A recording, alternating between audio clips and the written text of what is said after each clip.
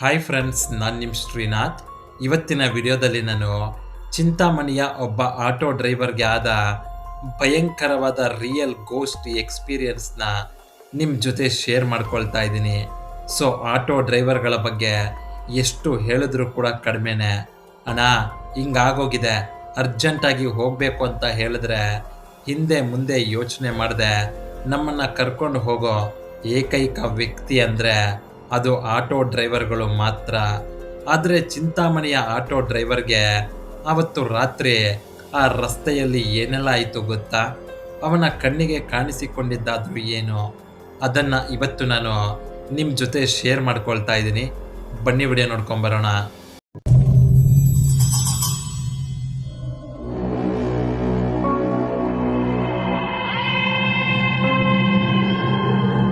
So ಇಷ್ಟಕ್ಕೂ real ghost ಎಕ್ಸ್ಪೀರಿಯನ್ಸ್ನ ಪಡ್ಕೊಂಡ ಚಿಂತಾಮಣಿಯ ಆ auto ಡ್ರೈವರ್ನ ಹೆಸರು ಮುನಾಂಜಿನಪ್ಪ.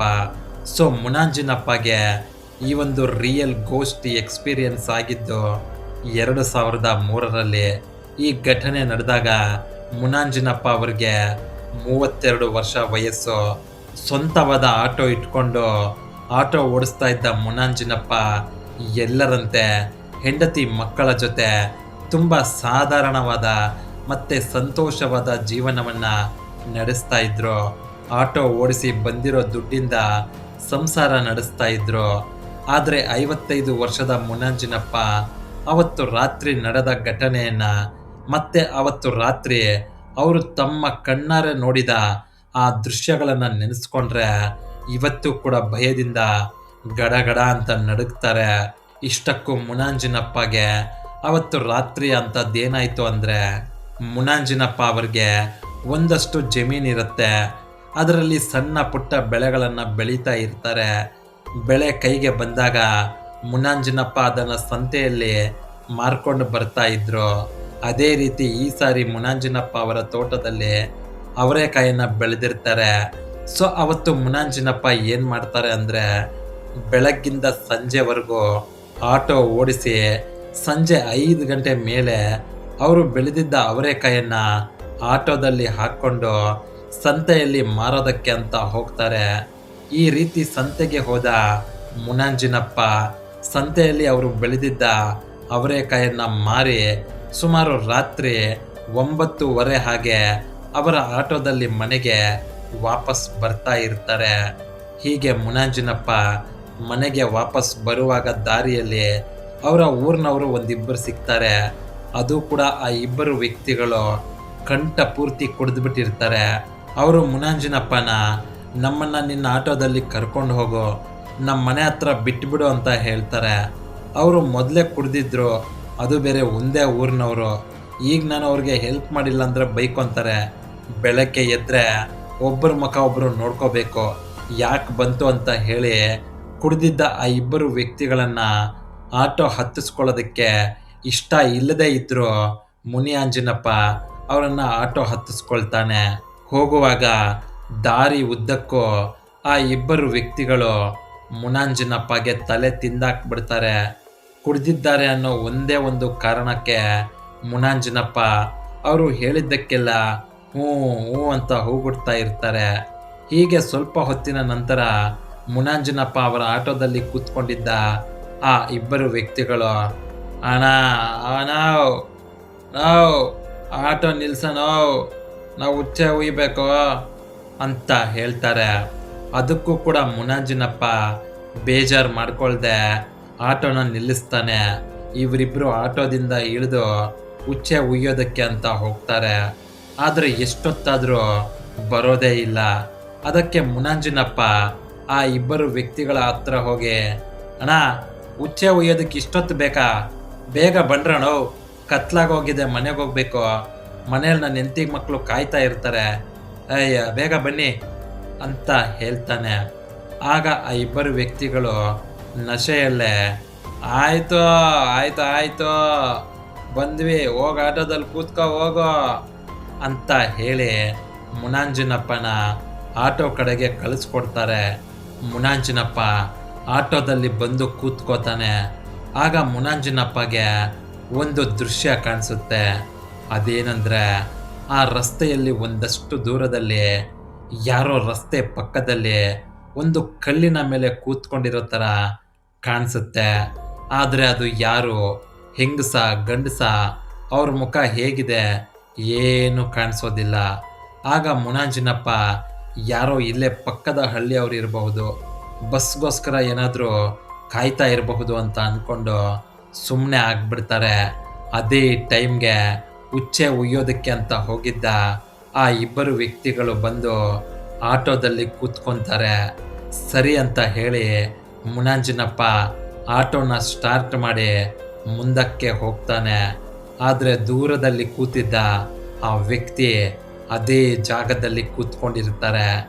ಆದರೆ ಇವರ ಆಟೋ ಹತ್ರ ಹೋಗ್ತಾ ಹೋಗ್ತಾ ಮುನಾಂಜಿನಪ್ಪಗೆ ಅಲ್ಲಿ ಕೂತ್ಕೊಂಡಿರೋದು ಹೆಂಗಸು ಮತ್ತೆ ಅವಳು ಯಾವ ಬಸ್ಗೋಸ್ಕರನೂ ವೆಯ್ಟ್ ಮಾಡ್ತಾ ಇಲ್ಲ ಅಂತ ಗೊತ್ತಾಗುತ್ತೆ. ಆದರೆ ಆ ಹೆಂಗಸು ಕೂತಿದ್ದು ಮಾತ್ರ ತುಂಬ ವಿಚಿತ್ರವಾಗಿತ್ತು. ಯಾಕಂದರೆ ಅಲ್ಲಿ ಕೂತಿದ್ದ ಹೆಂಗಸು ಅವಳ ತಲೆಯನ್ನು ಕೆಳಗೆ ಬಗ್ಗಿಸಿದ್ಲು. ಅವಳ ತಲೆ ಕೂದಲೆಲ್ಲ ಮುಖವನ್ನು ಕವರ್ ಮಾಡಿತ್ತು. ಮತ್ತೆ ಆ ಹೆಂಗಸು ಯಾವುದೋ ಒಂದು ಕಡೆಗೆ ಬೆರಳು ತೋರಿಸ್ತಾ ಅಲ್ಲಿ ನೋಡ್ರಿ ಅನ್ನೋ ರೀತಿ ಇತ್ತು. ಆ ಹೆಂಗಸನ್ನು ನೋಡಿದ ತಕ್ಷಣ ಮುನಾಂಜಿನಪ್ಪಗೆ ಸ್ವಲ್ಪ ಗಾಬರಿಯಾಗುತ್ತೆ. ಆದರೆ ನಮ್ಗ್ಯಾಕೆ ಬೇಕು ಅಂತ ಹೇಳಿ ಮುಂದಕ್ಕೆ ಹೊರಟೋಗ್ತಾರೆ. ಈ ರೀತಿ ಮುನಾಂಜಿನಪ್ಪ ಅವರ ಆಟೋ ಒಂದು 2 ಕಿಲೋಮೀಟರ್ ಮುಂದಕ್ಕೆ ಹೋಗಿರುತ್ತೆ ಅಷ್ಟೇ. ಮತ್ತೆ ಅದೇ ರೀತಿ ಅದೇ ಹೆಂಗಸು ಅದೇ ಪೊಸಿಷನ್ನಲ್ಲಿ ಮತ್ತೆ ಮುನಾಂಜಿನಪ್ಪ ಕಣ್ಣಿಗೆ ಕಾಣಿಸ್ಕೊಳ್ತಾಳೆ. ಆಗ ಮುನಾಂಜಿನಪ್ಪ, ಅಯ್ಯೋ ಇದೇನಿದು ವಿಚಿತ್ರ, ನಾನು ಹಿಂದೆ ನೋಡಿದ ಆ ಹೆಂಗಸು ಅಷ್ಟು ಬೇಗ ಇಲ್ಲಿಗೆ ಬಂದ್ಲು ಅಂತ ಯೋಚನೆ ಮಾಡ್ತಾನೆ. ಆದರೆ ಮುನಾಂಜಿನಪ್ಪ ಈ ಸಾರಿ ಕೂಡ ಹಾಗೆ ಅಂದ್ಕೊಂಡು ಸುಮ್ಮನಾಗ್ಬಿಟ್ಟು ಮುಂದಕ್ಕೆ ಹೊರಟೋಗ್ತಾನೆ. ಮತ್ತೆ ಮುನಾಂಜಿನಪ್ಪ ಅವರ ಆಟೋ ಒಂದು ಅರ್ಧ ಕಿಲೋಮೀಟರ್ ಮುಂದಕ್ಕೆ ಹೋಗಿರುತ್ತೆ ಅಷ್ಟೇ. ಮತ್ತೆ ಅವರ ಕಣ್ಣಿಗೆ ಅದೇ ರೀತಿ ಅದೇ ಹೆಂಗಸು ಕಾಣಿಸ್ಕೊಳ್ತಾಳೆ. ಆಗ ಏನಿದು ವಿಚಿತ್ರ, ತಡಿ ಆಟೋ ನಿಲ್ಲಿಸಿ ಆ ಹೆಂಗಸನ್ನು ಮಾತಾಡ್ಸ್ಕೊಂಡು ಬಂದೇ ಬಿಡೋಣ ಅಂತ ಅಂದ್ಕೊಂಡು ಮುನಾಂಜಿನಪ್ಪ ಆಟೋನ ನಿಲ್ಲಿಸಿ ಕೆಳಗೆ ಇಳಿತಾನೆ. ಆಗ ಆಟೋ ಹಿಂದೆ ಕೂತಿದ್ದ ಆ ಇಬ್ಬರು ವ್ಯಕ್ತಿಗಳು, ಯಾಕೆ ಮುನಾಂಜನೋ, ಯಾಕೆ ಆಟೋ ನಿಲ್ಲಿಸಿದ್ದೋ ಅಂತ ಕೇಳ್ತಾರೆ. ಅದಕ್ಕೆ, ಅಯ್ಯೋ ನಿಮ್ಮ ಕಣ್ಣಿಗೆ ಕಾಣಿಸ್ತಾ ಇಲ್ವೇನ್ರು, ಅಲ್ಲಿ ನೋಡಿ ಯಾರೋ ಹೆಂಗಸು ಒಂಟಿಯಾಗಿ ಹೇಗೆ ವಿಚಿತ್ರವಾಗಿ ಕೂತ್ಕೊಂಡಿದ್ದಾಳೆ ಅಂತ ಹೇಳ್ತಾನೆ. ಆಗ ಆ ಇಬ್ಬರು ವ್ಯಕ್ತಿಗಳು ಮುನಾಂಜಿನಪ್ಪ ತೋರಿಸಿದ ಕಡೆಗೆ ನೋಡಿ, ಏನಣ್ಣ ತಮಾಷೆ ಮಾಡ್ತಾ ಇದೀಯಾ, ಅಲ್ಲಿ ಯಾರೂ ಇಲ್ಲ, ನಿಂಗೆ ಇಷ್ಟ ಇಲ್ಲ ಅಂದರೆ ಹೇಳು, ನಡ್ಕೊಂಡು ಹೋಗ್ಬಿಡ್ತೀವಿ, ಅದು ಬಿಟ್ಟು ಅವ್ರು ಕೂತ್ಕೊಂಡಿದ್ದಾರೆ ಇವ್ರು ಕೂತ್ಕೊಂಡಿದ್ದಾರೆ ಅಂತ ಕತೆ ಕಟ್ಟಬೇಡ. ನಾವು ಕುಡ್ದಿರಬಹುದು, ಆದರೆ 3 ಬಿಟ್ಟವ್ರಲ್ಲ, ಏನೋ ಒಂದೇ ಊರಿನವ್ರಲ್ವಾ, ಅದಕ್ಕೆ ಮನೆಯವ್ರಿಗೂ ಡ್ರಾಪ್ ಮಾಡು ಅಂತ ಹೇಳಿದ್ವಿ. ಆದರೆ ನೀನು ನೋಡಿದ್ರೆ ಈ ಥರ ಎಲ್ಲ ಕತೆ ಕಟ್ಟಿದ್ಯಾ ಅಂತ ಹೇಳಿ ಕೋಪ ಮಾಡಿಕೊಂಡು ಆಟೋದಿಂದ ಕೆಳಗಿಳಿದು ನಡ್ಕೊಂಡು ಹೋಗೋದಕ್ಕೆ ಶುರು ಮಾಡ್ತಾರೆ. ನೋಡ್ತಿದ್ದ ಹಾಗೇನೆ ಅವರಿಬ್ಬರು ತುಂಬ ಫಾಸ್ಟಾಗಿ ನಡ್ಕೊಂಡು ಹೋಗ್ಬಿಡ್ತಾರೆ. ಈ ಕಡೆ ಮುನಾಂಜಿನಪ್ಪ ಅವರಿಬ್ಬರನ್ನ ನೋಡ್ತಾ, ಅಯ್ಯೋ ಈಗ ನಾನು ಅವರಿಬ್ಬರನ್ನ ಏನು ತಾನೇ ಅಂದೆ ಅಂತ ಅಷ್ಟು ಕೋಪ ಮಾಡ್ಕೊಂಡು ಹೋಗ್ಬಿಟ್ರು, ಹೋದ್ರೆ ಹೋಗ್ಲಿ ಬಿಡು, ಎಷ್ಟೇ ಆಗಲಿ ಕುಡುಕು ನನ್ನ ಮಕ್ಕಳು, ಇನ್ನೂ ಒಳ್ಳೇದಾಯ್ತು ನನಗೆ ಅಂತ ಅಂದ್ಕೊಂಡು ರಸ್ತೆಯಲ್ಲಿ ಕೂತಿದ್ದ ಆ ಹೆಂಗಸಿನ ಹತ್ತಿರಕ್ಕೆ ಹೋಗಿ ಅವಳ ಭುಜದ ಮೇಲೆ ಕೈ ಇಟ್ಟು, ಮೌ ಯಾರಮ್ಮ ನೀನು, ಇಷ್ಟೊತ್ತಲ್ಲಿ ಇಲ್ಲಿ ಯಾಕೆ ಕೂತ್ಕೊಂಡಿದ್ದೀಯಾ ಅಂತ ಕೇಳ್ತಾನೆ ಅಷ್ಟೇ. ಅದೇನಾಯ್ತೋ ಏನೋ, ಸುಮ್ಮನೆ ಕೂತ್ಕೊಂಡಿದ್ದ ಆ ಹೆಂಗಸು ಚಕ್ಕಂತ ಎದ್ದು ನಿಂತ್ಕೊಂಡು ಮುನಾಂಜಿನಪ್ಪ ಕಡೆಗೆ ನೋಡ್ತಾ ಕೋಪದಿಂದ ಹಲ್ಲು ಕಡಿತಾ ಆ ಮರಗಳ ಕಡೆಗೆ ಓಡೋಗ್ಬಿಡ್ತಾಳೆ. ಅವಳು ಓಡೋಗಿದ್ದನ್ನು ನೋಡಿ ಮುನಾಂಜಿನಪ್ಪಗೆ ಭಯ ಆಗ್ಬಿಡತ್ತೆ. ಎಲ್ಲಿ ಏನು ಮಾಡ್ಕೊಂಡ್ಬಿಡ್ತಾಳೋ, ಇದು ಯಾವುದೋ ಸೂಸೈಡ್ ಕೇಸ್ ಇರಬಹುದು ಅಂತ ಅಂದ್ಕೊಂಡು ಅವಳ ಹಿಂದೆನೇ ಓಡೋಗ್ತಾನೆ. ಒಳಗೆ ಹೋಗಿ ನೋಡಿದ್ರೆ ಒಂದು ಆಶ್ಚರ್ಯ ಕಾದಿರುತ್ತೆ. ಅದೇನಂದರೆ ಆ ಹೆಂಗಸು ಒಂದು ಬಂಡೆಯ ಮೇಲೆ ಮತ್ತೆ ಅದೇ ರೀತಿ ಕೂತ್ಕೊಂಡಿರ್ತಾಳೆ. ಆದರೆ ಈ ಸಾರಿ ಅವಳ ಪೂರ್ತಿ ದೇಹ ತುಂಬ ವಿಚಿತ್ರವಾಗಿತ್ತು. ಅವಳ ಎಡಗೈ ಬಲಗೈ ಕಡೆಗೆ, ಬಲಗೈ ಎಡಗೈ ಕಡೆಗೆ ಇತ್ತು.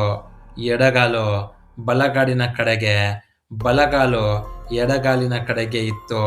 ಮತ್ತೆ ಅವಳ ಕಾಲಿನಲ್ಲಿದ್ದ ಪಾದಗಳು ಉಲ್ಟಾ ತಿರುಗಿದ್ವು. ಅವಳ ಪೂರ್ತಿ ದೇಹ ಬಿಳಿ ಬಣ್ಣದಲ್ಲಿತ್ತು. ಅಲ್ಲಲ್ಲಿ ಗಾಯಗಳಾಗಿ ಅದರಿಂದ ರಕ್ತ ಸುರಿತಾ ಇತ್ತು.